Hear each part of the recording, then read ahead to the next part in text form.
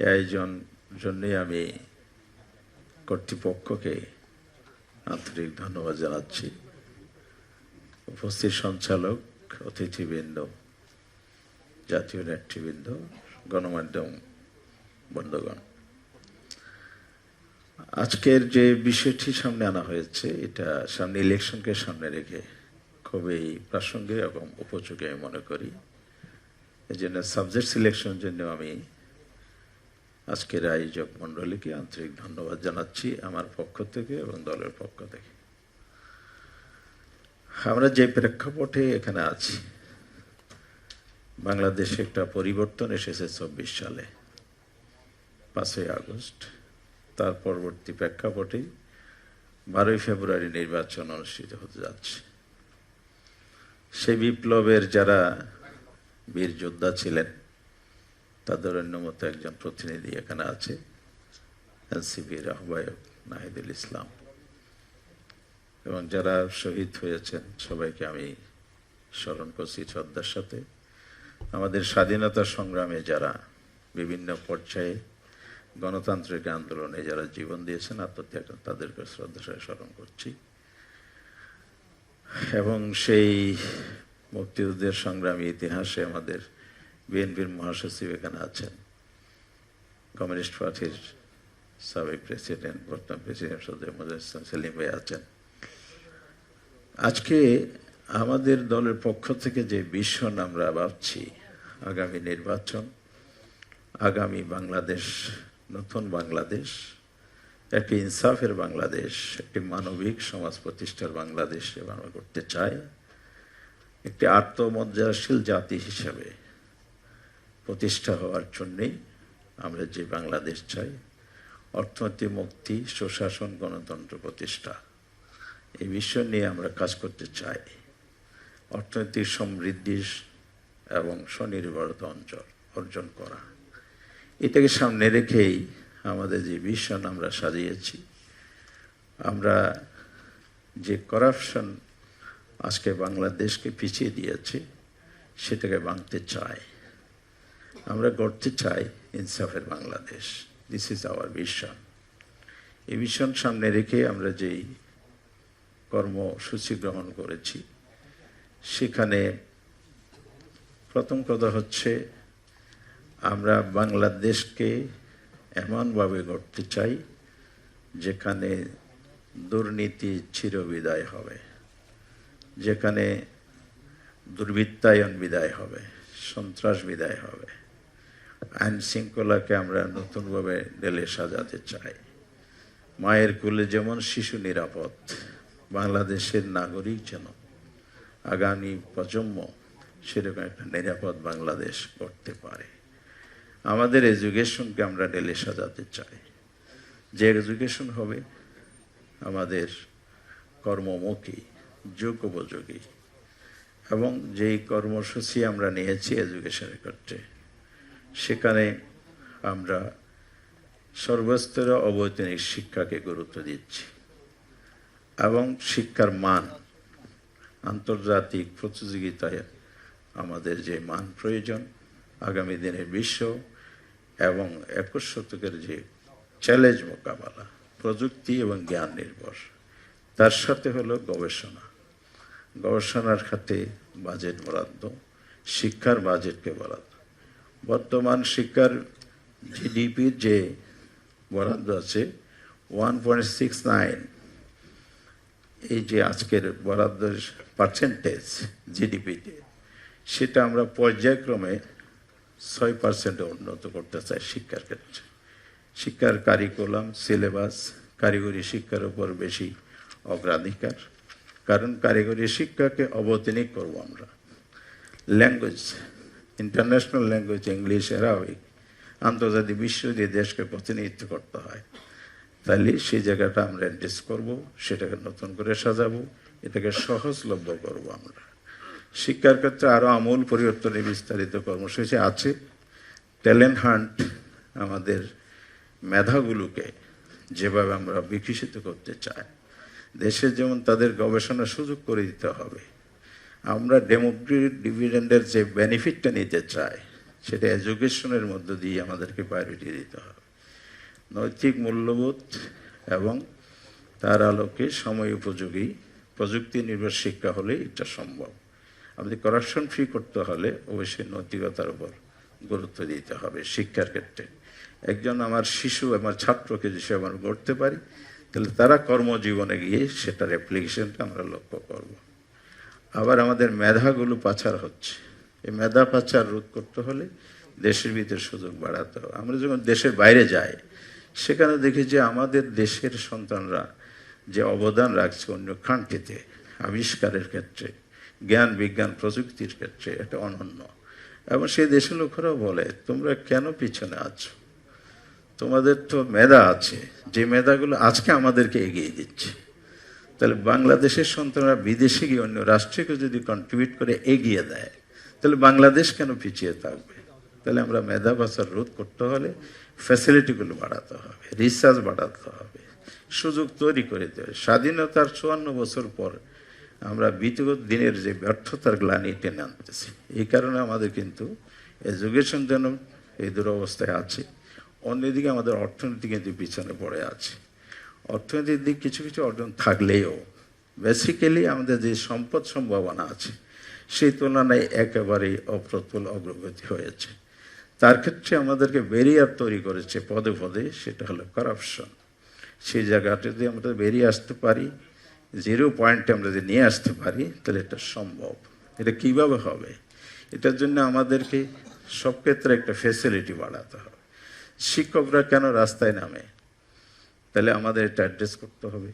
আজকে পুলিশ সহ আমলাতন্ত্রের বিভিন্ন রন্ধ্রে করাপশন ঢুকেছে, এটা কেন হয়? এটা হলো নৈতিকতা, সততা, জবাবদিহিতা নেই, সুশাসন নেই। অন্যদিকে ফ্যাসিলিটির জায়গাটাও অবশ্যই গুরুত্বপূর্ণ। এই জায়গাগুলোতে আমাদেরকে অবশ্যই অ্যাড্রেস করতে হবে, সেও আমরা এগুলোকে ডেলে সাজাবো। এর সাথে আমরা অর্থনীতির ক্ষেত্রে দেখেন, বাণিজ্য ঘাটতি অনেকগুলো দেশের সাথে একটা বিশাল তফাৎ। প্রতিবেশী রাষ্ট্রগুলো দেখেন, আদার্স কান্ট্রি দেখেন, বিভিন্ন জায়গায় এক্সপোর্টের ক্ষেত্রে যেমন একটা বস্ত্র শিল্পই আমাদের একটা বেশিরভাগ আমাদের এক্সপোর্টের আইটেম। এটা করলে আমরা বৈচিত্র্যময় করতে পারি, বহুমুখীকরণ করতে পারি। এবং ট্যাক্সেসের জায়গায় যে করাপশন তৈরি হয়েছে, সারাশিকভাবে ট্যাক্স দিচ্ছে তারাই হয়রান নিশ্চয়ই বেশি শিকার হয়, ট্যাক্স ফাঁকি যারা দিচ্ছে তারাই আসলে বেনিফিটেড হচ্ছে। বাণিজ্য বান্ধব যদি আমরা একটি কান্ট্রি অর্থনীতি যদি করতে পারি, ব্যবসা বান্ধব করতে পারি, তাহলে আমরা প্রতি 3 বছর অন্তর একটা ট্যাক্সেসের ক্ষেত্রে রিলিফের পরিকল্পনা আমরা নিয়েছি। 3 বছর পর তাদেরকে স্বীকৃতি, সম্মান, সুযোগ তৈরি করার জন্য প্রতি 3 বছর পর পর আমরা এই ট্যাক্সকে এই 3 বছর পর পরে একটা সেখানে ইনসেন্টিভ দেব। 50% ট্যাক্সের আওতায় নিয়ে আসবো। 100% ট্যাক্স না দিয়ে অর্ধেক ট্যাক্স দিয়ে তিনি এনকারেজ করবেন, ফিল করবেন, সেই জায়গা থেকে তার বিজনেস বিনিয়োগে তিনি উৎসাহ বোধ করবেন। এই ধরনের আমরা প্রতিদিনে নারী শিক্ষা প্রসার, নারীর অধিকারগুলো সমুন্নত করার ক্ষেত্রেও আমাদের ব্যাপক পরিকল্পনা আছে। আপনার 1 মিনিট আছে, শেষ করুন। আমরা মাতৃকালীন যে আমাদের পক্ষ থেকে রেশন চালু করার পরিকল্পনা নিয়েছি। কৃষকদের জন্য আমরা নতুন কার্ড সিস্টেম, রেশন সিস্টেম চালু করেছি। আমাদের মৎস্যজীবী যারা আছে তারা বর্তমানে বন্ধকালীন সময়ে রাষ্ট্রীয় বন্ধ করা হয় সরকারি হবে, সেই সময় আমরা কমিটমেন্ট করেছি আজকে যে 30 কেজি চাল দেয়া হয় মাসে একটি পরিবার, সেটা আমরা 3 গুণ বাড়াবো। এভাবে কৃষক, দিনমজুর, শ্রমিক এবং ছোট্ট ক্ষুদ্র ব্যবসায়ী, প্রান্তিক জনগোষ্ঠীর সুযোগ সুবিধা বাড়িয়ে আমরা দেশের অর্থনীতিকে জনগণের উপযোগী করে গড়ে তুলব। কর্মসংস্থানের জায়গা আমাদের তরুণদেরকে সামনে দিয়ে এগিয়ে যেতে হবে। আমরা বেকার রাখবো না, এটাকে বেকারত্বের শূন্যতায় নিয়ে আনার জন্য আমরা এই জন্য পরিকল্পনা নিয়েছি। আমাদের ভবিষ্যৎ প্রজন্মের জন্য একটি উপযোগী দেশ গড়তে হলে শিক্ষা দীক্ষার সাথে তার কর্মসংস্থানের সুযোগ তৈরি করে দিতে হবে। ধন্যবাদ আপনাকে। আমরা এবার মহাসচিব মির্জা ফখরুল ইসলাম আলমগীরের কাছ থেকে শুনবো তার দলের।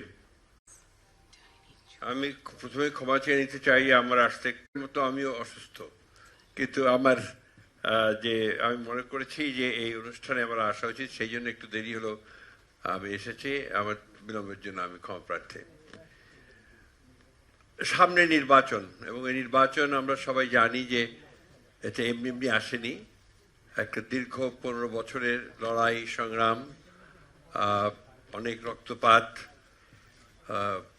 অনেক ত্যাগ শিকার, নির্যাতন নিপীড়নের মধ্যে দিয়ে এবং সবশেষে একটা ছাত্র গণ অভ্যুত্থানের মধ্য দিয়ে এই নির্বাচনের একটা সুযোগ সৃষ্টি হয়েছে। আমরা বাংলাদেশের মানুষ, আমরা সবসময় নির্বাচন খুব পছন্দ করি, কিন্তু গত 15 বছরে এমন একটা অবস্থা তৈরি করা হয়েছে যে নির্বাচন থেকে দূরে থাকতে পারলে মানুষ যেন বেঁচে যায়, এই ধরনের একটা অবস্থা তৈরি হয়েছে।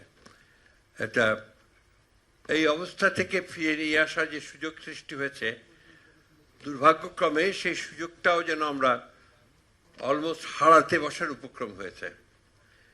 গত কয়েক মাসে, বিশেষ করে কয়েকদিনে যে ঘটনাগুলো ঘটল, এই ঘটনাগুলোতে মানুষ কিন্তু অনেক আপনার উদ্বিগ্ন হয়ে উঠেছেন এবং মানুষ ভাবছেন, আবার নতুন করে ভাবছেন যে নির্বাচনটা আদৌ হবে কি। আমাদের দুর্ভাগ্য যে আমরা যখনই আপনার একটা সুযোগ পাই, দেখা যায় যে কিছু কিছু মহল, কিছু কিছু ঘটনা সেই সুযোগগুলোকে বিনষ্ট করে দেয়। আমরা সেই সম্ভাবনাটাকে দূর করে আমরা সত্যিকার অর্থেই একটা আশার সঙ্গে আমরা সামনে নির্বাচনের দিকে যেতে চাই। আমার দল, বাংলাদেশ জাতীয়তাবাদী দল, প্রথম থেকেই আমরা নির্বাচনের উপরে খুব জোর দিয়ে আসছিলাম। এর জন্য আমাদেরকে অনেকেই আবার খোঁটা দিয়েছেন, বলেছেন যে বিএনপি শুধু নির্বাচনে যেতে চায়, ক্ষমতায় যেতে চায়। কিন্তু এখন এটা প্রমাণিত হচ্ছে যে বিলম্বের কারণে অনেকগুলো ঘটনা তৈরি হয়েছে, অনেকগুলো সুযোগ সৃষ্টি হয়েছে, নির্বাচনকে বানচাল করে দেওয়ার কিছু সম্ভাবনা তৈরি হয়েছে। তা আমরা নির্বাচনমুখী দল, যে কারণে আমরা সবসময় নির্বাচন চেয়েছি। এবং আমরা যেহেতু আমাদের অতীত অভিজ্ঞতা রয়েছে নির্বাচনের মাধ্যমে রাষ্ট্র পরিচালনার দায়িত্বে যাওয়ার, সুতরাং আমরা নিজেদেরকে একটা দায়িত্বশীল রাজনৈতিক দল হিসেবে মনে করি এবং সে কারণেই আমরা আগে থেকেই কিছু কাজ করতে শুরু করেছি। আমরা এত নির্যাতন যন্ত্রণার মধ্যেও কিন্তু আমাদের মূল জায়গাগুলো থেকে আমরা সরে যাইনি। অর্থাৎ আপনারা জানেন যে 2016 সালে আমাদের নেত্রী দেশনেত্রী বেগম খালেদা জিয়া, তিনি ভিশন 2030 বলে একটি কর্মসূচি তিনি জনগণের সামনে একটা প্রস্তাব তুলে ধরেছিলেন। সেই প্রস্তাবেই কিন্তু এখন এই সংস্কার কমিশনের মাধ্যমে যে বিষয়গুলো এসছে তার অনেকগুলো সেখানে ছিল। অর্থাৎ একটা রাজনৈতিক স্ট্রাকচারটাকে বদলানো দরকার, এটা আমরা তখনই উপলব্ধি করেছি এবং উপলব্ধি করেই আমরা কিন্তু তখন এই ভিশন 2030 আমরা উনি দিয়েছিলেন। এবং সেখানে আপনার আজকে যে বাইক্যামেরাল লেজিসলেচার, প্রেসিডেন্ট এবং প্রধানমন্ত্রীর মধ্যে ক্ষমতার ভারসাম্য স্থাপন করা, ক্যাবিনেট এবং ক্যাবিনেটের মধ্যে একটা সামঞ্জস্য স্থাপন করা, বিচার বিভাগের সম্পূর্ণ স্বাধীনতা, মিডিয়ার সম্পূর্ণ স্বাধীনতা, এই বিষয়গুলো কিন্তু আমরা এই ভিশন 2030-তেই আমরা এটা উল্লেখ করেছি। তখন আমরা তখনই অনুভব করেছিলাম যে আমাদের দেশের অর্ধেক হচ্ছে নারী, তো এই নারীদের ক্ষমতায়নের জন্য, তাদের জন্য রাজনীতিতে তারা যেন আরো ভূমিকা রাখতে পারেন, তার জন্য তাদের বিশেষভাবে ভূমিকা রাখার জন্য আমরা সেই বিষয়গুলো সেখানে তুলে ধরেছিলাম। যাই হোক, পরবর্তীকালে যখন আমরা একদিকে ফ্যাসিস্টদের বিরুদ্ধে লড়াই করছি, সংগ্রাম করছি, যখন ফ্যাসিস্ট শক্তি আমাদেরকে দাঁড়াবার পর্যন্ত জায়গা দিচ্ছে না, আমাদের দলের প্রায় 60 লক্ষ মানুষের বিরুদ্ধে মিথ্যা মামলা দিয়েছে, প্রায় 20,000 নেতাকর্মীকে হত্যা করেছে, আমাদের ইলিয়াস আলী সহ প্রায় 1700 নেতাকর্মীকে গুম করে দিয়েছে। সেই অবস্থার মধ্যেও কিন্তু আমরা আরেকটি প্রস্তাব আমরা নিজেরা করেছিলাম, প্রথমে 10 দফা, তারপরে 27 দফা এবং পরবর্তীতে আমাদের সঙ্গে যারা আন্দোলন করছিলেন তাদের সঙ্গে আলোচনার প্রেক্ষিতে আমরা 31 দফা আমরা একটা প্রণয়ন করেছি এবং সেটা জাতির সামনে আমরা তুলে ধরেছি। আপনারা যদি সেই 31 দফা দেখেন তাহলেই দেখবেন যে সেই 31 দফার মধ্যেই আমরা কিন্তু আপনার আমাদের ধারণাগুলো, আমরা কি করতে চাই ক্ষমতায় গেলে, আমরা কি করব, সেই বিষয়গুলো আমরা তুলে ধরেছি। এবং সেই 31 দফার মধ্যে আমি আপনার পুরোটা আপনাদের সামনে বলতে চাই না, আমরা কয়েকটা কথা আপনাদের সামনে বলতে চাই যেগুলো আমরা তখনই বলেছিলাম। জনগণের গণতান্ত্রিক অধিকার পুনঃপ্রতিষ্ঠার লক্ষ্যে সংবিধান সংস্কার কমিশন গঠন, এটা আমরা বলেছিলাম 2022 সালে। আমরা বলেছিলাম সম্প্রীতিমূলক রাষ্ট্রসত্তা ও জাতীয় সমন্বয় কমিশন গঠন করার জন্য, ন্যাশনাল রিকনসিলিয়েশন কমিশন। এটা ছিল আমাদের রাজনৈতিক চিন্তা, অর্থাৎ পলিটিক্যাল স্ট্রাকচারটার জন্য। অবাধ সুষ্ঠু নিরপেক্ষ নির্বাচন অনুষ্ঠানের লক্ষ্যে নির্বাচনকালীন দল নিরপেক্ষ তত্ত্বাবধায়ক সরকার ব্যবস্থার পুনঃপরিবর্তন, যেটা অলরেডি এসে গেছে।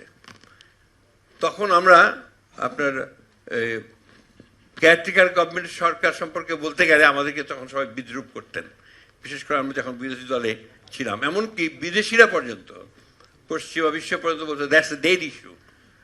কিন্তু এটা প্রমাণিত হলো এখন যে এটাই হচ্ছে একমাত্র পথ, যে পথে আপাতত, যেহেতু আমাদের রাজনৈতিক সংস্কৃতি এটা আপনার এমন ধরনের যে যেখানে আমরা একজন আরেকজনকে আস্থার মধ্যে নেই না, সেইখানে এই কেয়ারটেকার গভর্নমেন্ট সিস্টেমটাই হচ্ছে নির্বাচনের সময়কে অবাধ সুষ্ঠু নির্বাচন করা একমাত্র পথ, সেটা প্রমাণিত হয়েছে।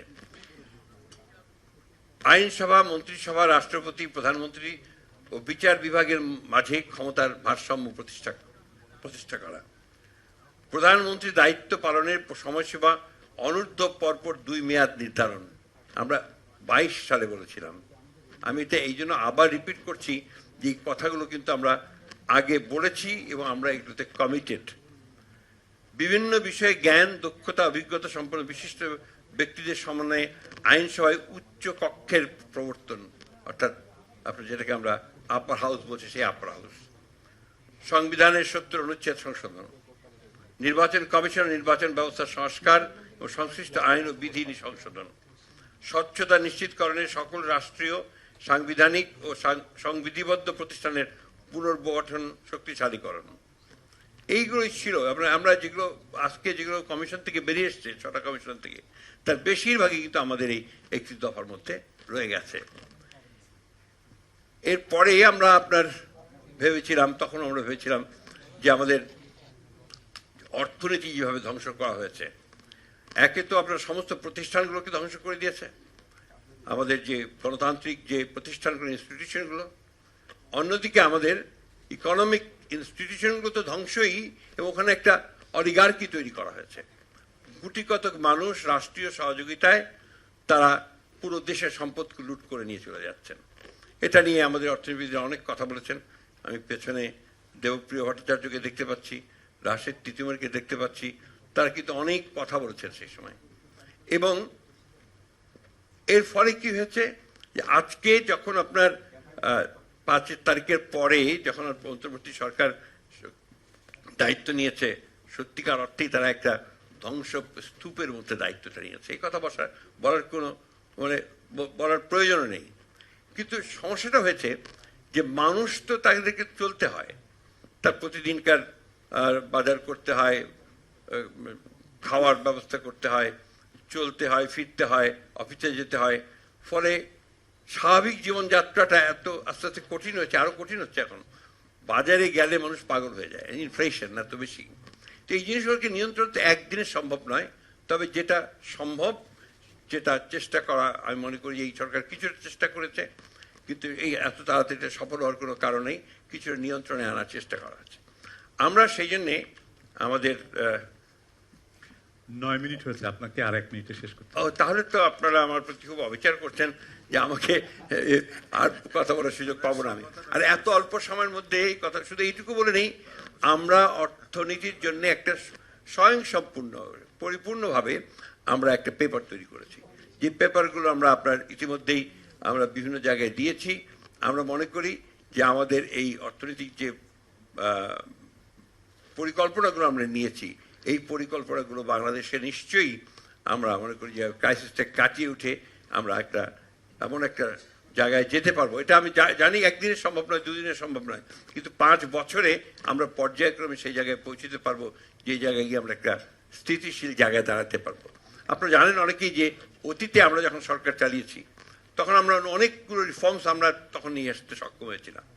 আপনারা জানেন যে ভিএটি যখন আমাদের সাইফুর রহমান সাহেব ইন্ট্রোডিউস করেন, তখন অনেকেই তাকে অনেক সমালোচনা করেছিল, কিন্তু দেখা গেল পরবর্তীকালে যে সেই ভিএটি হচ্ছে আপনার রাজস্ব সংগ্রহের একটা উপযুক্ত ব্যবস্থা। অন্যদিকে আপনারা জানেন যে আমাদের সময় এমন একটা অর্থনীতির সূচনা হয়েছিল, যে সূচনার মধ্যে দিয়ে ইমার্জিং টাইগার বলা হচ্ছিল বাংলাদেশকে।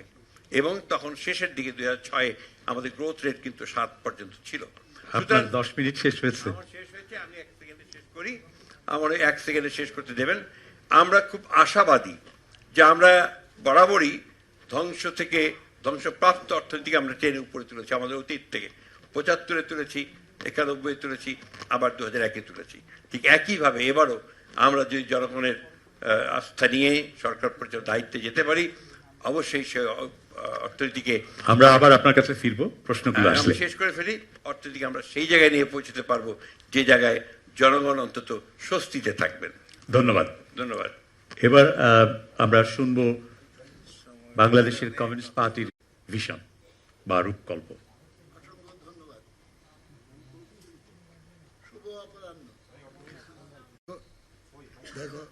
কি ব্যাপার? হ্যাঁ, এবার হচ্ছে কথা। ধন্যবাদ আমাকে আমন্ত্রণ করার জন্য এবং আপনাদের সঙ্গে সামনাসামনি কিছু কথাবার্তা। ছায়ানট, উদীচী এই সেবের উপরে যে বিরাট একটা তাণ্ডব চালানো হলো অহেতু, সেইটা খুবই রাজনৈতিক উদ্দেশ্য প্রণোদিত বলে আমি মনে করি। এটা স্বাভাবিক কোনো ঘটনা নয়, সুপরিকল্পিতভাবে একটা রাজনৈতিক উদ্দেশ্য নিয়ে এগুলো করা হয়েছে। সমস্ত শুভবুদ্ধি সম্পন্ন দেশবাসীকে আমি অনুরোধ করব যে এইটার বিরুদ্ধে প্রতিরোধ করে তোলার জন্য, এবং এইটা সবাইকে ভাবতে বলবো। সম্ভবত রাজনীতিতে এই ঘটনাগুলো ঘটানোর একটা উদ্দেশ্য হলো নির্বাচনটা বিলম্বিত করা বা না হতে দেওয়া। সম্প্রতি আমরা একটা বিশাল ঐতিহাসিক গণ অভ্যুত্থানের ভেতর দিয়ে একটা নতুন ইতিহাস সৃষ্টি করার আকাঙ্ক্ষা সমস্ত দেশবাসীর ভেতরে ছিল, এবং সেই গণ অভ্যুত্থানে অনেক অনেক দাবি, আশা, আকাঙ্ক্ষা। তার ভেতরে দুইটা আওয়াজ প্রধান ছিল। একটা হলো ভোটাধিকার ফিরিয়ে দিতে হবে, অনির্বাচিত সরকার চাই না। আরেকটা ছিল বৈষম্যের অবসান করতে হবে। খুবই স্বাভাবিক যে আজকে এই ধরনের ঘটনা না রুখে দাঁড়াতে পারলে যারা অনির্বাচিত সরকার রেখে সুবিধা ভোগ করে, বেনিফিশিয়ারি হয়, সেই শক্তির পুনরাবির্ভাব বা নতুন চেহারা নিয়ে একই ফ্যাসিস্ট কায়দায় দেশ আবার পুনরায় শাসন করার চেষ্টা, সেগুলো থেকে আমরা দূরে রাখতে পারবো না। এইটা আমাদের খুবই জরুরি কর্তব্য। যাই হোক, আসল আলোচনায় আসি। আমরা নির্বাচনটাকে খুবই গুরুত্বপূর্ণ মনে করি। নট দ্যাট নির্বাচনের ভেতর দিয়ে সব সমস্যার সমাধান হয়ে যাবে, কারণ আমাদের দেশে কি দরকার, আমরা কি করতে চাই সেটা বুঝতে হলে দেশের বর্তমান হাল কি সেটা ভালো করে বুঝতে হবে। এক কথায় বললে সর্বাঙ্গে ব্যথা, ওষুধ দেব কোথায়? একটা টোটাল চেঞ্জ দরকার। চেঞ্জ করে কোথায় যাব? এখানে ফখরুল ভাই আছেন, আমার বড় ভাই একই ডিপার্টমেন্টের, আমরা মুক্তিযোদ্ধারা এখানে আছেন। আমিও মুক্তিযোদ্ধা ছিলাম, পাক হানাদার বাহিনীর বিরুদ্ধে লড়াই করেছি, হানাদার মুক্ত এলাকা করেছি। আমরা গান গাইতাম, একটি ফুলকে বাঁচাবো বলে যুদ্ধ করি, একটি মুখের হাসির জন্য অস্ত্র ধরি। মুক্ত এলাকায় আমরা সন্ধ্যার পরে বসে বসে পরিকল্পনা করতাম পুরা দেশটাকে এই মুক্ত এলাকার মতো আমরা সুন্দর ফুলের বাগানের মতো করে তুলব।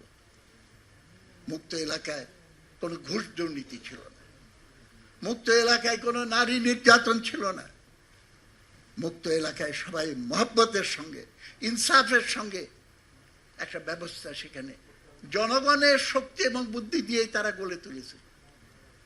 আমি এক কথায় সকলের বোঝার জন্য বলতে চাই, সেই স্বপ্ন বাস্তবায়িত হয় নাই। 54 বছর পার হয়ে গেছে। আজকে আমাদের সামনে সবচেয়ে জরুরি কর্তব্য হলো এই ওয়াদা নেওয়া যে সেই স্বপ্নকে আমরা বাস্তবায়ন করব। সেটা করতে হলে অনেকগুলো কাজ করতে হবে। অল্প সময়ে যেটুকু বলা সম্ভব আমি সেটা বলছি। আমাদের পার্টি সম্পর্কে বা দেশের বামপন্থীদের সম্পর্কে আমি সাধারণভাবে বলতে চাই, তাদেরকে অনেকেই বলে যে আপনারা খুবই ভালো, আপনাদের রেসপেক্ট করি, কিন্তু আপনাদের কাছে খুব বেশি এক্সপেক্ট করি না। যাদের কাছে এক্সপেক্ট করি তাদেরকে রেসপেক্ট করতে পারি না। আমি বলি সমস্যার সমাধান হলো যদি বড় দলগুলোর উপরে এক্সপেক্ট না করতে পারেন তা ওইটার পেছনে দৌড়ায় লাভ নেই। সবাইকে তো দেখেছে, কেউ কেউ হয়তো বলে যে আমাদেরকে তো এখনো দেখেন নাই, একবার ট্রাই করে দেখেন না। আমি বলবো 71 সালে দেখেছি প্রভিন্সিয়াল গভর্নমেন্টের 4টা মন্ত্রী ছিল আপনাদের, 30 লক্ষ মানুষকে হত্যা করেছে, আরো দেখেছি আপনাদেরকে। সুতরাং আমি নেগেটিভলি বলতে যাচ্ছি না, আমি পজিটিভ জায়গা থেকে বলছি। আমার স্বপ্নকে বাস্তবায়ন করতে হলে আমাদেরকে কিন্তু নতুন করে সমস্ত কিছুকে ভাবতে হবে। এবং নতুন প্রজন্ম জেনজি এবং অন্যান্যরা, তরুণ প্রজন্ম যে অসাধারণ কৃতিত্ব দেখালো, আমি খালি তাদেরকে অনুরোধ করব যে ইতিহাসের ধারাবাহিকতা থেকে শিক্ষা নিয়ে যদি পথ রচনার চেষ্টা না করি তাহলে কিন্তু ভুল হয়ে যাবে। এবং উইল পাওয়ার দিয়ে সব কিছু করা যাবে এটা হয় না। আমাদের এই গণ অভ্যুত্থান সম্পর্কে বলা হয়েছে এটা ছিল স্বতঃস্ফূর্ত গণ অভ্যুত্থান। এই কথা বলার পর একই মুখ দিয়ে যদি আমি বলি যে একটা মাস্টার মাইন্ড এটার পেছনে ছিল, একটা মেটিকুলাস প্ল্যানিং এর ভেতরে ছিল, যেটা অর্গানাইজ সেটা কোনোদিন স্পন্টেনিয়াস হয় না, যেটা স্পন্টেনিয়াস সেটা কোনোদিন অর্গানাইজড হয় না। সম্ভবত মানুষের স্পন্টেনিয়াস শক্তিকে যে গুরুত্ব দিতে হবে সেই শিক্ষাটা আমাদের এই গণঅভ্যুত্থান থেকে নেওয়া উচিত। তাই আমাদের শাসন কাঠামোর ভেতরে কি কি কোথায় কোথায় পরিবর্তন আনতে হবে, আমরা মনে করি যে একটা প্রধান বিষয় হতে হবে এম্পাওয়ারমেন্ট অফ দ্য পিপল, জনগণের ক্ষমতায়ন। এবং সেইটা করতে হলে অনেক কিছু কাঠামোগত অনেক কিছু করতে হবে। তার কিছু কিছু প্রসঙ্গ আলোচনায় এসেছে, কিন্তু একটা প্রসঙ্গ সবচেয়ে গুরুত্বপূর্ণ আমি মনে করি যেটা আসে নাই, সেটা আমরা করব। সেটা হলো decentralisation of power, administrative and political power, even the state apparatus, সেটাকে বিকেন্দ্রীভূত করতে হবে। বিকেন্দ্রীকরণ এরশাদ সাহেবও করেছিলেন, কিন্তু স্বৈরাচার বজায় রেখে করেছিলেন। সুতরাং ওইটা ছিল ডিসেন্ট্রালাইজেশন অফ অটোক্রেসি। কিন্তু আমরা গণতন্ত্রের শাসনের নিশ্চয়তার ভিত্তিতে যদি এইটা করতে পারি, এবং সেটার কংক্রিট ব্যাপারটা কী হবে, যেমন একটা উদাহরণ দিয়ে বলতে চাই, পরিকল্পনা। এইখানকার পরিকল্পনা কমিশনের অফিসে বসে এয়ার কন্ডিশনে বসে প্ল্যান করলেন কিচ্ছু হবে না। পরিকল্পনা নিচের থেকে উঠায় আনতে হবে, ইউনিয়ন পর্যায়ে, গ্রাম পর্যায়ে, থানা পর্যায়ে, সেখান থেকে প্ল্যান করুক, সেটা কোঅর্ডিনেটেড হবে একটা জায়গায়। এইভাবে ক্ষমতায়ন যায়। এবং বাজেট, ন্যাশনাল বাজেট, স্ট্যাটিউটারি বিধিবদ্ধভাবে একটা অংশ 30%, 40%, যেটাই হোক, এটা বরাদ্দ থাকবে আনকোশ্চেন। যেই গভর্নমেন্টে ক্ষমতায় আসুক ওইটা স্থানীয় সরকারের খরচের জন্য ব্যয় করা হবে। এবং সেটা করে দেওয়ার জন্য একটা কমিটি করা হবে। ডিটেলসের ব্যাপার সবগুলো ওয়ার্কআউট করা আছে আমাদের। এবং এইভাবে সমস্ত রাষ্ট্রীয় প্রশাসনিক কাঠামোটাকে আমাদের চেঞ্জ করতে হবে। কিন্তু এইটা নিয়ে আর আমি বেশি বলছি না, অনেক কিছু বলতে পারবো আমি। ইলেকশন প্রসেস, অবাধ নিরপেক্ষ নির্বাচন করতে হবে। একটা কথা কেউ বলে না, নির্বাচনে টাকার খেলা বন্ধ করতে হবে। এই তফসিল ঘোষণার আগেই তো শত শত কোটি টাকা খরচ করে ফেলেছে। ইলেকশন কমিশনের কাছে আমি বলতে চাই যে আপনারা কেন এটা হিসেবে নিচ্ছেন না? এবং জামানতের টাকা বাড়ায় দিলেন 10,000 থেকে 50,000। আমার একজন ক্ষেত মজুর জীবনে 50,000 টাকা একসঙ্গে চোখে দেখে নেই। তাহলে আপনি ডিফেক্টো বাই দিস ডিক্লারেশন আপনি তো দেশের 90% মানুষকে ক্যান্ডিডেট হওয়ার জন্য অযোগ্য করে দিচ্ছেন। তাহলে পরে সবার জন্য লেভেল প্লেইং ফিল্ড কোথায়? এইভাবে খুঁটিয়ে খুঁটিয়ে প্রত্যেকটা জায়গায় যেগুলো নেসেসারি অ্যান্ড পসিবল সেই জিনিসগুলো, এবং সকলের ঐক্যমত আছে এক্সেপ্ট ফর কায়েমি স্বার্থবাদী ক্ষুদ্র একটি গোষ্ঠী। এইভাবে আমাদের এখন একটা কথা আমি জোর দিয়ে বলতে চাই, আপনার 9 মিনিট হয়েছে। একটা কথা জোর দিয়ে বলতে চাই, সেটা হলো রাজনীতি হলো অর্থনীতিরই ঘনীভূত প্রকাশ। এই কথাটা মনে রাখতে হবে। ওর জন্য অর্থনীতি যদি লুটপাটের অর্থনীতি হয় তাহলে লুটপাটের রাজনীতি হবে। অর্থনীতি যদি বাজার মৌলবাদ, বাজার দ্বারা সবকিছু নির্ধারিত হবে, লেনদেন, লাভ লোকসান, নমিনেশন, এমপিগিরি, মন্ত্রীগিরি, সমস্ত কিছু কেনা বেচার সামগ্রী, এইটা থেকে বের হয়ে আসতে হলে পরে ঘুষ দুর্নীতি, একজন বলেছিলেন মন্ত্রী মোহিত সাহেব সম্ভবত, যে এটা তো ঘুষ না, এটা হলো স্পিড মানি। এইসব ক্যারিকেচার বন্ধ করতে হবে এবং সাধারণ মানুষ যাতে, কর্মচারী সবাই ইত্যাদি। যাই হোক, আমার মনে হয় শেষ করে আনতে হবে। ওর জন্য আমি বলছি আপনাদেরকে স্ট্রাকচার পুরা জিনিসটা সম্পর্কে একদিনে আমরা শেষ লক্ষ্যে পৌঁছে যেতে পারবো সেটা আমি মনে করি না, কিন্তু সেই অভিমুখীনতা আমাদের নিতে হবে। এবং শেষ করবো এই কথা বলে, মুক্তিযুদ্ধের সময় আমরা পুঁজিবাদী বাংলাদেশ করার জন্য মুক্তিযুদ্ধ করি নাই, আমরা সমাজতন্ত্রের লক্ষ্যে বাংলাদেশে নতুন সমাজ হবে সেইটার জন্য আমরা সংগ্রাম করেছি। আপনাকে ধন্যবাদ। আপনার 10 মিনিট শেষ সমাজতন্ত্র হলো।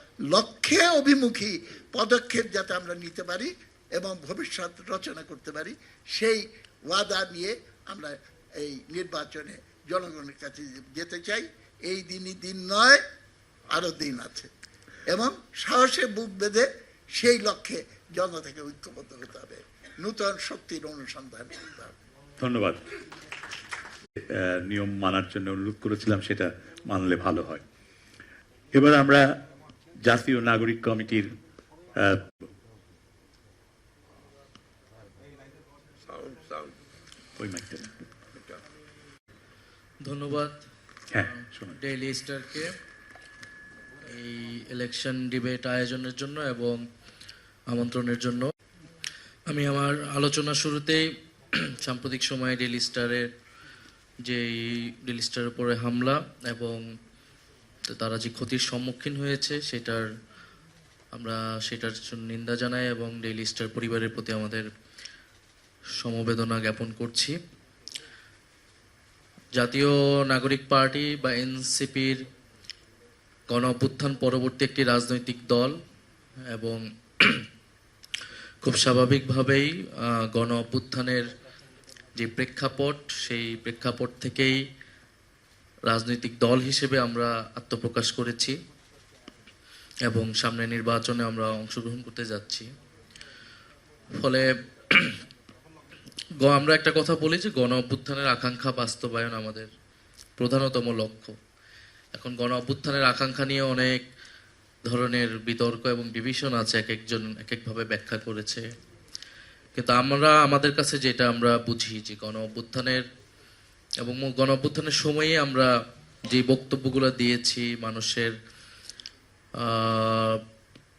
যে আকাঙ্ক্ষাগুলো আমরা বুঝতে পেরেছিলাম, যেটা আমরা 3রা আগস্ট আমরা বলেছিলাম যে ফ্যাসিবাদী ব্যবস্থার বিলোপ এবং নতুন রাজনৈতিক বন্দোবস্ত।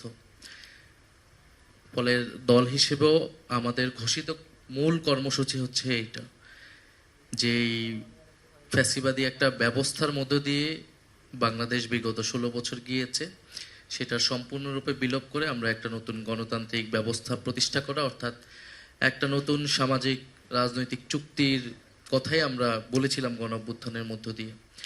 গণ অভ্যুত্থানের মাধ্যমে শুধুমাত্র একটা দলের পতন বা শুধু কোনো ব্যক্তির পতন এটা আমরা মনে করি নাই। আমরা মনে করেছি যে আমাদের জীবনের পরিবর্তন, পুরো রাষ্ট্র কাঠামোর পরিবর্তন আমার মধ্যে দিয়ে আমাদেরকে যেতে হবে। ফলে গণ অভ্যুত্থানের আকাঙ্ক্ষা বলতে আমরা প্রধানত 3টা জায়গা বুঝাই। একটা হচ্ছে আমাদের যে গণতান্ত্রিক একটা বন্দোবস্ত প্রতিষ্ঠা, দ্বিতীয়ত যেটা আমাদের আন্দোলনের বা ব্যানারের নাম ছিল যে বৈষম্য বিরোধী, অর্থাৎ একটা অর্থনৈতিক ন্যায্য সমাজ প্রতিষ্ঠা করা, যেখানে আমরা সমাজে ধনী গরিবের বৈষম্য কমিয়ে আনতে পারবো এবং মানুষের যে ন্যূনতম মানবাধিকার, মৌলিক অধিকার, নাগরিক অধিকারগুলো রয়েছে, তার শিক্ষা, স্বাস্থ্য, কর্মসংস্থান, সেই জায়গাগুলো নিশ্চিত হবে। এবং তৃতীয়ত আমাদের স্বাধীনতা, সার্বভৌমত্ব যাতে অক্ষুণ্ণ থাকে, আমাদের জাতীয় মর্যাদা যাতে কোথাও কম্প্রোমাইজ না হয়। কারণ বিগত সময়ে দেখেছি আমাদের জাতীয় স্বার্থ বিরোধী অনেক চুক্তি, অনেক বৈদেশিক সম্পর্কের ক্ষেত্রে জাতীয় স্বার্থকে প্রাধান্য দেওয়া হয়নি। ফলে সার্বভৌমত্ব এবং জাতীয় মর্যাদাও আমাদের অন্যতম একটি লক্ষ্য। ফলে এই 3টি জায়গা থেকে আমরা গণ অভ্যুত্থান পরবর্তীতে কাজ করার চেষ্টা করেছি এবং সেই জায়গা থেকে সংস্কারের কথাটা এসেছে, বিচারের কথাটা এসেছে এবং নির্বাচনের কথাটা এসেছে। সংস্কারের আমরা জুলাই ঐক্যমত কমিশনে জুলাই সনদ, সেটাতে ঐক্যমত এসেছি, যদিও সেখানে আমাদের আহ, অনেক দাবি উপেক্ষিত হয়েছে।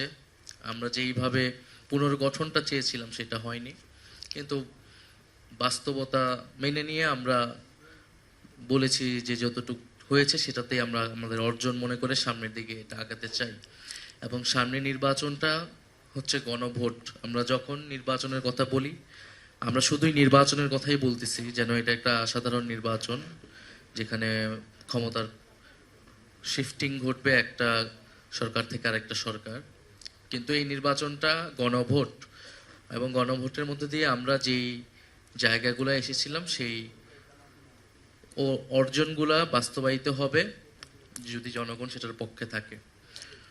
ফলে জুলাই সনদও আমাদের রাজনৈতিক কর্মসূচির অন্যতম কেন্দ্রবিন্দু। এই সময়ের রাজনীতি জুলাই সনদে যেই যেই জায়গাগুলোতে আমরা ঐক্যমত হতে পেরেছি, এছাড়া আমরা আমাদের দলগতভাবে রাষ্ট্রের মৌলিক সংস্কারের যে প্রস্তাবনা দিয়েছি তার অনেকগুলো গৃহীত হয়েছে, অনেকগুলো গৃহীত হয়নি। সার্বিকভাবে আমরা চাই যে আগামী নির্বাচনে আমরা গণভোটের পক্ষে, হ্যাঁ এর পক্ষে থাকবো, এবং যদি জনগণ আমাদেরকে নির্বাচিত করে, আমরা যদি দায়িত্ব পাই, তাহলে এই যে কমিটমেন্ট, আমাদেরকে কমিটমেন্টটা রক্ষা করতে হবে। কারণ গণ অভ্যুত্থান একটা কমিটমেন্টের মধ্য দিয়ে হয়েছে, এবং গণ অভ্যুত্থান পরেও আমরা একটা কমিটমেন্টের মধ্যে দিয়ে গিয়েছি। কিন্তু বাংলাদেশের আমরা জানি রাজনীতির ইতিহাস হচ্ছে প্রতিশ্রুতি ভাঙার ইতিহাস। আমাদের এইখানেও সিনিয়র রাজনৈতিক নেতৃবৃন্দ রয়েছে। 90-এর গণ অভ্যুত্থানের কথা আপনারা জানেন, সেখানে কিন্তু কমিটমেন্ট ব্রেক করা হয়েছিল। তো এর ফলাফল কিন্তু আসলে ভালো হয়নি। আমরা পার্লামেন্টারি ডেমোক্রেসিতে গিয়েছি, কিন্তু সেটা আবার একটা ফ্যাসিবাদী সরকারের দিকে গিয়েছে। ফলে প্রতিশ্রুতি অতীতে যে রাজনৈতিক দলগুলো ভঙ্গ করেছে, এবং শুধু যে 16 বছর বা আওয়ামী লীগের উপর দায় চাপাতে আমরা পারবো না। আমাদের এর আগের রাজনৈতিক দলগুলো যারা ক্ষমতায় ছিল, যারা বিরোধী রাজনীতি করেছে, তাদের সবাইকে দায় নিতে হবে, এবং সেই দায় নেওয়ার মাধ্যমে ভবিষ্যতে আমরা আসলে এই ভুলগুলো করব না, প্রতিশ্রুতি রক্ষা করব। আমাদের মনে হয়েছে এই জায়গাটাই জনগণ দেখতে চায়। ফলে গণ অভ্যুত্থান এবং তার পরবর্তী সময় যে প্রতিশ্রুতি আমরা ঐক্যমত কমিশনে, সংস্কার কমিশনে রেখেছি, সেটা বাস্তবায়ন করা নির্বাচন পরবর্তী সময়ে আমাদের সেটা প্রধান কর্তব্য আমি মনে করি। দ্বিতীয় জায়গাটা আমি আসবো যে আজকের এই ডিবেটের স্পেসিফিক আমি যতটুকু জানি যে 3টা জায়গা ছিল আমাদের। তো এছাড়া 24 দফায় আমাদের পার্টির প্রত্যেকটা বিষয় অনুযায়ী আমাদের ভিশনটা দেওয়া আছে। আমি যেহেতু সময় অল্প, আমি ওই 3টা জায়গাতে আমি গুরুত্ব দিতে চাই। একটা হচ্ছে সরকার, সুশাসন এবং দুর্নীতি, দ্বিতীয়ত আইন শৃঙ্খলা, এবং তৃতীয়ত মিডিয়া ফ্রিডম এবং আমাদের যে সিভিক রাইটস, নাগরিক অধিকার প্রশ্নে। সরকার ও দুর্নীতি নিয়ে আমরা অনেক কথা বলি, যে দুর্নীতি বিরোধিতা করতে হবে, কিন্তু কিভাবে করতে হবে। দুর্নীতি দমন করতে হলে সবচেয়ে গুরুত্বপূর্ণ যেটা, সেটা হচ্ছে অ্যাকাউন্টেবিলিটি নিশ্চিত করা, জবাবদিহিতা এবং স্বচ্ছতা। এই 2টা জায়গা যদি আমরা নিশ্চিত করতে না পারি, আমরা আসলে দুর্নীতি দূর করতে পারবো না। এবং আমার একটা অভিজ্ঞতা যেহেতু হয়েছে গণঅভ্যুত্থান পরবর্তী সরকারে থাকার ভিতর থেকে, এই সময়টা দেখেছি যেখানে কোনো প্রশাসন ছিল না, এই প্রশাসন আবার রিঅর্গানাইজ হয়েছে, একই সাথে দুর্নীতির চক্রগুলো কিভাবে রিঅর্গানাইজ হয়েছে। ফলে এবং এই দুর্নীতি কেবলমাত্র আমরা দুদক দিয়েও কমাতে পারবো না। এটা রাষ্ট্রের সব জায়গায়, আপনার বিচার বিভাগ, পুলিশ, ব্যুরোক্রেসি, সব জায়গায় যদি আমরা এই প্রতিষ্ঠানগুলোকে প্রতিষ্ঠান হিসেবে কাজ করতে দিতে পারি এবং অ্যাকাউন্টেবিলিটি, জবাবদিহিতা নিশ্চিত হয়, সেটা তাহলেই দুর্নীতি কমানো সম্ভব। এবং আমরা মনে করি যে ট্রান্সপারেন্সি দরকার গভর্নমেন্টের, এবং মানুষের কাছে তথ্য প্রাপ্তিটা দরকার। আমরা যখন সরকারের বিভিন্ন প্রকল্প নিচ্ছি, বাজেট হচ্ছে জাতীয় এবং স্থানীয় পর্যায়ে, এই তথ্যগুলা জনগণের কাছে উন্মুক্ত করতে হবে আরো ব্যাপকভাবে। সেজন্য আমরা মনে করি যে একটা কর্মসূচি আমাদের নিতে হবে সরকারের জায়গা থেকে, সেটা হচ্ছে হিসাব দাও। জনগণের জায়গা থেকে জনগণ সরকারের প্রত্যেকটা প্রকল্পে, যে কোনো একটা ছোট রাস্তা হলেও, এটা স্থানীয় লেভেল থেকে ন্যাশনাল লেভেল পর্যন্ত এই হিসাব দাও কর্মসূচির আওতায় সরকারের সকল প্রকল্পকে নিয়ে আসতে হবে। একটা এলাকায় যদি একটা রাস্তাও হয়, সেই রাস্তায় কত খরচ কোন খাতে হচ্ছে, এটা ডিটেইল হবে। এবং সেই অনুযায়ী কিন্তু সেখানে অনিয়ম হয়েছে কিনা, বিভিন্ন প্রকল্প নেওয়া হয়েছে যেখানে আমাদের যেখানে 10টা কম্পিউটারের টাকা, আমার যেটা 10 লাখ টাকা আমি করতে পারি সেটার জন্য 70 লাখ টাকা বাজেট করা হয়। ফলে এই যে প্রত্যেকটা খাতে কি পরিমাণ অর্থ যাচ্ছে, এইখানেই দুর্নীতির উৎসটা থাকে। ফলে আমরা মনে করি যে এই হিসাব দাও কর্মসূচির অধীনে যাতে জনগণের একটা সুযোগ থাকে যে তারা তথ্যটা পাবে এবং সেই অনুযায়ী অ্যাকাউন্টেবিলিটি করতে হবে, নিশ্চিত আপনার করতে 9 হবে। মিনিট হয়েছে, আপনি আর 1 মিনিটে শেষ করুন। এবং দুদককে আমরা চেয়েছিলাম যে সাংবিধানিক প্রতিষ্ঠান আকারে এবং নিরপেক্ষ জায়গা থেকে নিয়োগটা করতে, সেটা আমরা ঐক্যমত কমিশনে আনফরচুনেটলি আমরা সেই জায়গায় ঐক্যমত হতে পারিনি। আইন শৃঙ্খলার জায়গায় আমাদের পুলিশ কমিশন যেটা হয়েছে সেটা বাস্তবায়ন করতে হবে এবং 1861 সালের যেই পুলিশ আইন সেটাকে গোড়া থেকে শুরু করতে হবে, সেই কলোনিয়াল টাইম থেকে পুলিশ থেকে। এবং মিডিয়া ফ্রিডমের ব্যাপারে আমরা বলবো যে মিডিয়ার ফ্রিডম যেমন নিশ্চিত করতে হবে, অ্যাকাউন্টেবিলিটিও নিশ্চিত করতে হবে। বিশেষত বিগত 15-16 বছরের ফ্যাসিবাদী আমলের যে মিডিয়ার রোল, সেইটা নিয়ে আমাদের আরও বিস্তর পর্যালোচনা লাগবে এবং সর্বোপরি সিভিক রাইটসের প্রশ্নে আমাদের এই মুহূর্তে